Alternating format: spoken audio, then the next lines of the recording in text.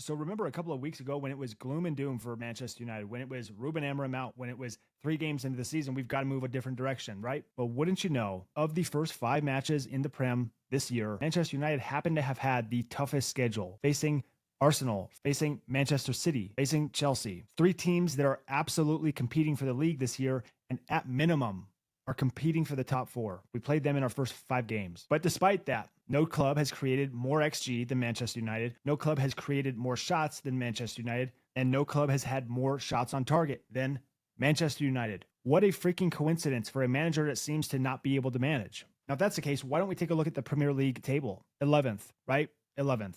Climbing, improving. We've got a run of games here that I think we can get results from. And I'd be shocked if we weren't somewhere around 6, 7, 8 within these next couple games, right? But what's crazy is you see Newcastle down here at 13th. Do we hear any pressure on Eddie Howe? What about Aston Villa? 18th. Is he going to get sacked? Is he not cut out for the Prem? That's weird that they're 18th. But what about Manchester City up here at 9th? Tied, level on points. Chelsea at 6, 1 point ahead of Manchester United. The media, they love to scrutinize Manchester United. The panic, the sky is falling, right? Ruben Amorim should be sacked. As far as I'm concerned, we draw one of these matches that we lost, perhaps the Arsenal match, which we should not have lost, and we're level with Chelsea at 6. Peel back a layer and understand that the media have a bias against Manchester United. The media want to drive negativity and clicks. And what's sad is it's not even just the media, right? We have Manchester United fan channels, Manchester United fans, content creators that want to drive a negative narrative because it gets clicks, it gets engagement. That's what matters to them, right? The system, it's broken. It's not true, because a system that's broken wouldn't create the most chances in the Premier League. And we happen to have one of the lowest conversion rates in the entire league. We start to see a law of averages and us converting more of these opportunities that we're creating the most in the league.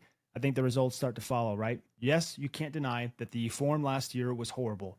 You can't deny that since Ruben has been in seat, we have really not had any purple patches. There is an opportunity now for us to go on a little bit of a run. Manchester United at the weekend playing Brentford. We should absolutely get a result there. Then we move on to Sunderland. Should absolutely get a result there. They've started off hot. They've played well to begin the season.